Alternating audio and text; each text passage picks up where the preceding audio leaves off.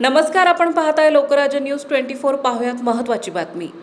पुणे ग्रामीण पोलिसांनी अत्यंत कौशल्यपूर्ण आणि धाडसी कारवाई करत 35 गंभीर गुन्ह्यांचा रेकॉर्ड असलेल्या कुख्यात सराईत गुन्हेगाराला त्याच्या साथीदारासह अटक केली आहे। या कारवाईत केवळ एका खून प्रकरणाचा उलगडा झाला नाही, तर तब्बल 3 खुनांची मालिका उघडकीस आणण्यात पोलिसांना यश आलंय।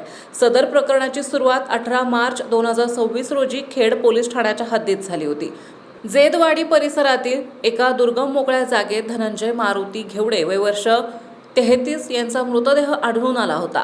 डोक्यावर आणि चेहऱ्यावर लोखंडी हत्याराने केलेल्या भीषण मारहाणीमुळे त्यांचा खून झाल्याचं स्पष्ट झालंय।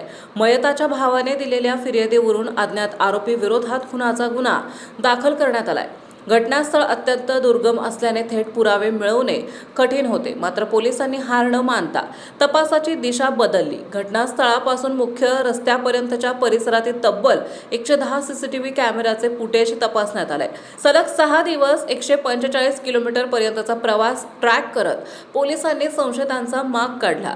या तपासातून ललित दीपक खोलम राहणार शिरोली तालुका खेड आणि त्यांचा साथीदार नंदलाल दिलीप होले राहणार कारेगाव तालुका आंबेगाव हे संशयांच्या भोवऱ्यात सापडले। गोपनीय माहितीच्या आधारे वडगाव निंबाळकर परिसरात सापळा रचण्यात आला।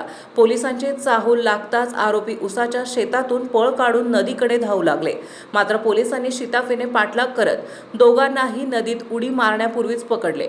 चौकशीत आरोपींनी धक्कादायक खुलासे केले। धनंजय घेवडे यांच्यासोबत झालेल्या जुन्या वादातून ललित खोलम आणि नंदलाल होले यांनी संगनमताने लोखंडी रॉड आणि दगडाने मारहाण करून त्यांचा खून केल्याची कबुली दिली आहे। महाराष्ट्रातील महत्त्वाच्या आणि ताज्या बातम्या पाहण्यासाठी आजच आमच्या लोकराज्य न्यूज 24 न्यूज चॅनलला YouTube वर सबस्क्राईब करा आणि बेल आयकॉन प्रेस करा।